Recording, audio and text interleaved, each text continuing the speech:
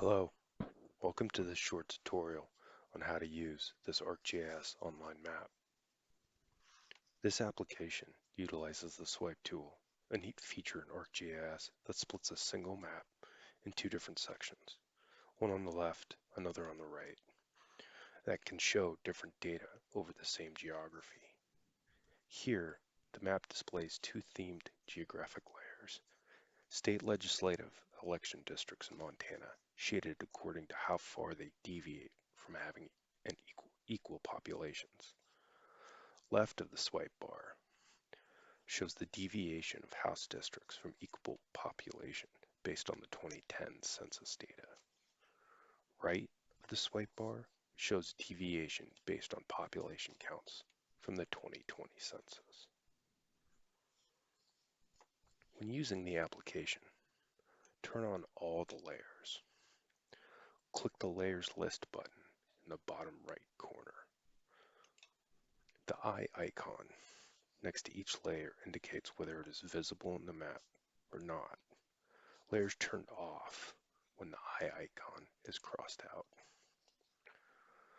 This list of layers can be shown or hid using the small arrow button below. Next, to display a legend, click the small icon in the left corner. 7 categories of relative deviation are shown. The middle category, target 1% plus or minus, represents the goal adopted by the Montana Districting and Apportionment Commission for drawing House districts during the redistricting process.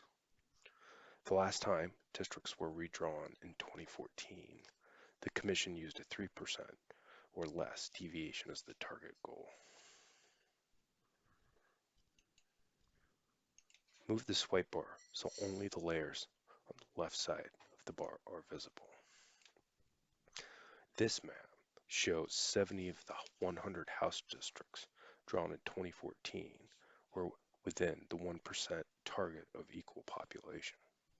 The remaining 30 districts varied slightly more than 1%, but no district was more than 3% away from the equal population target of 9,894 people for each district. Move the swipe bar so only the layers to the right are visible. This map shows the deviation from the equal population for House districts based on 2020 census data. Now, only 14 districts remain within the target category of 1%. The remaining districts are either significantly underpopulated or overpopulated, with most being at least 5% or more away from being equal in population. Zoom in and out of the map to explore individual districts and urban areas in greater detail. Zooming is done using the mouse wheel or the plus and minus buttons in the upper left corner. Notice zooming in displays additional data that may not be visible in the map at certain scales. You can move or pan the map by clicking and dragging the mouse. The pan tool is engaged when the cursor changes from an arrow to a hand. Clicking features in the map opens a pop-up window. Pop-up windows display additional information about features, called attribute data in GIS parlance, that aren't spatial in nature. Depending on where you click, you may select multiple features at one time. The pop-up window can only display information from one layer, though.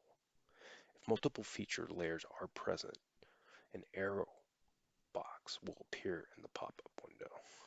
The arrows will allow you to scroll through the different sets of attribute data of the features that you selected.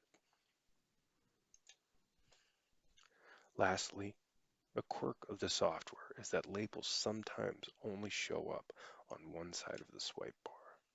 If this happens, turning off one thematic layer usually makes the labels reappear on the other side of the swipe bar.